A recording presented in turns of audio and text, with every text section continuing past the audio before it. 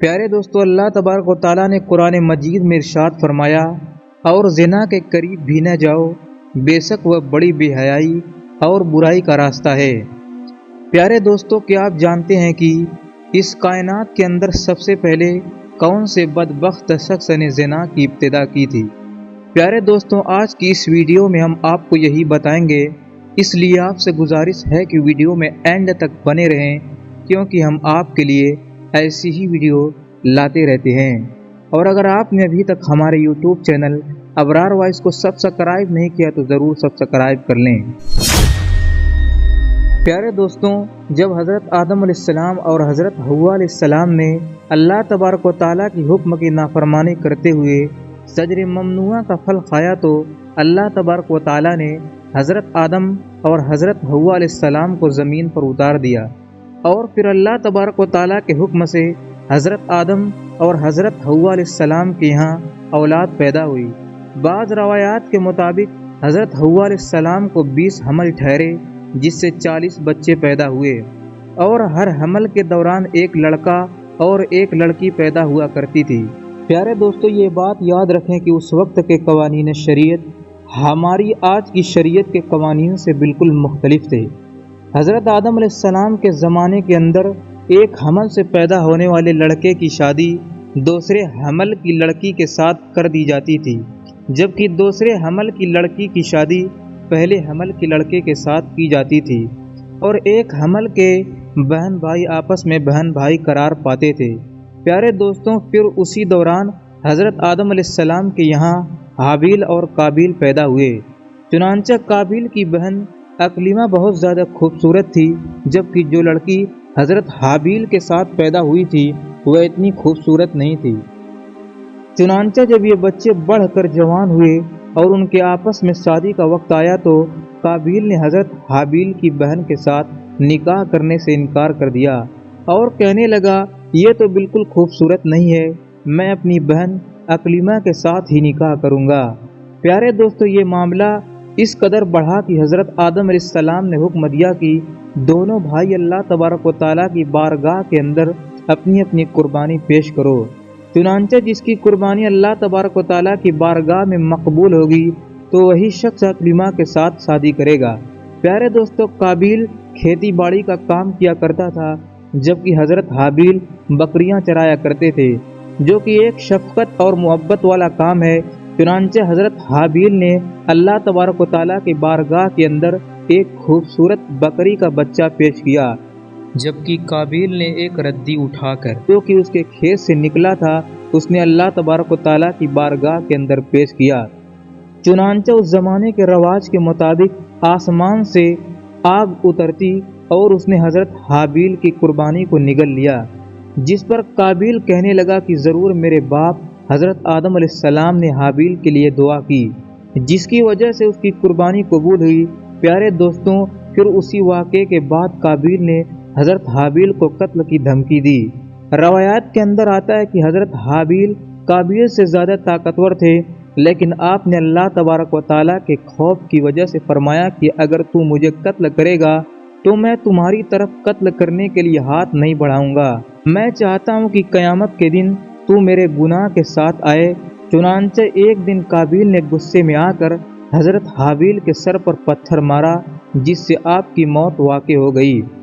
چنانچہ حضرت حابیل کو قتل کرنے کے بعد قابیل بہت پریشان ہوا اور حضرت حابیل کی لاش کو اپنے کندھوں پر اٹھائے کئی دنوں تک مارا پھرتا رہا۔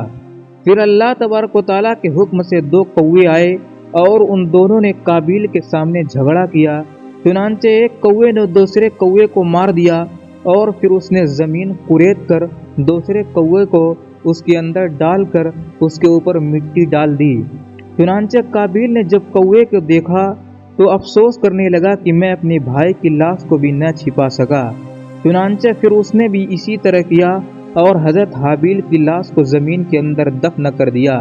اور قابیل اپنے بہن اکلیمہ کو لے کر وہاں سے چلا گیا، کیونکہ مسلسل شیطان اس کے پاس آتا رہا اور اس کو اس بات سے ڈراتا رہا کہ تمہارا باپ تمہیں قتل کر دے گا۔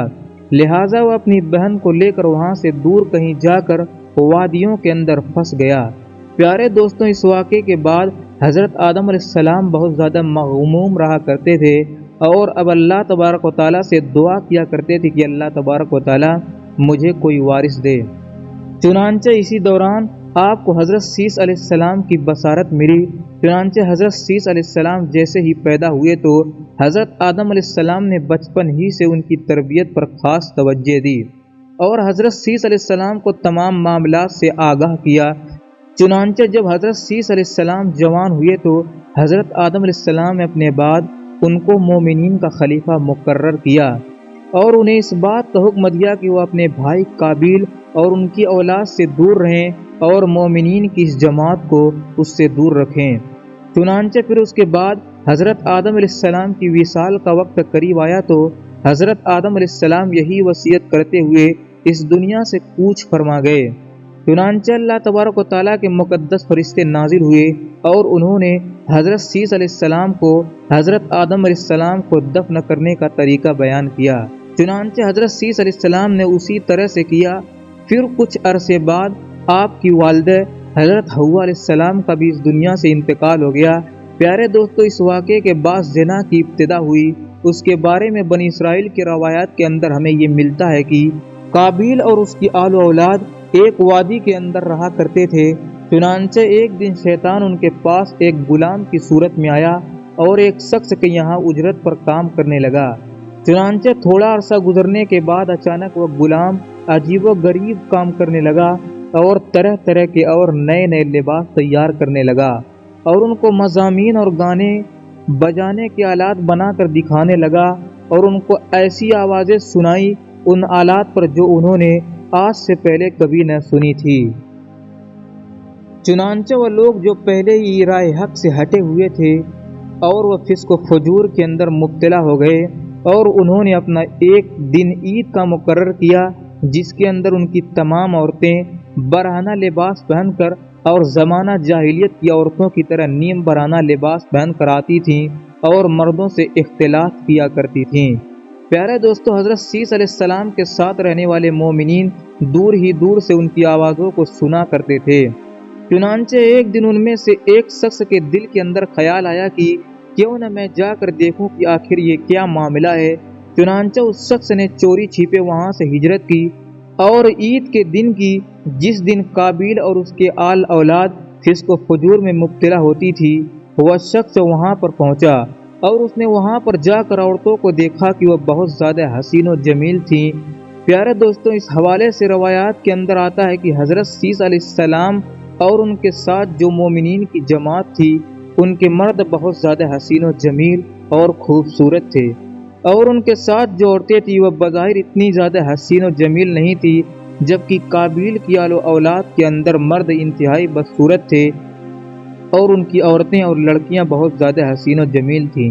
چنانچہ وہ نوجوان ان لڑکیوں کے حسن و جمال سے بہت زیادہ متاثر ہوا۔ پھر جب وہ شخص واپس آیا تو اس نے چوری چھپے دیگر مومنین کو بھی اس حوالے سے خبر دی۔ چنانچہ پھر آہستہ آہستہ مومنین کے لوگوں میں سے